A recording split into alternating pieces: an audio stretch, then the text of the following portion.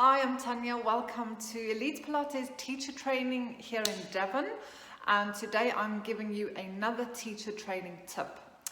So don't be afraid to get off of your mat. So especially when we're new, we can have a tendency to be glued to our mat, and it's more of a little comfort than it is anything else. I know, because I've been there, I've done that. But don't be afraid to actually get off your mat and walk around.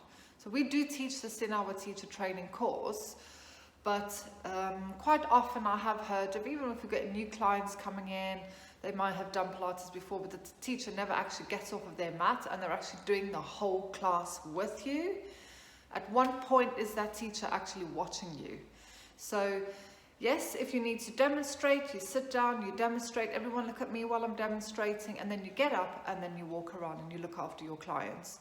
So I know in the beginning it's quite, and like I said, I know these because I used to do them. So you're on your mat because you think, if I'm demonstrating, I don't have to look at them or whatever. So demonstrate one or two and then get off your mat and walk around so that you're looking after your clients.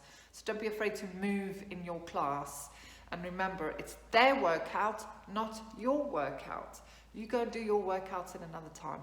They're paying money to come and be trained and looked after by you, so you need to give them your full attention, love and care. So that is teacher training tip for today. And I hope you use it and it's helpful. So take care. Bye.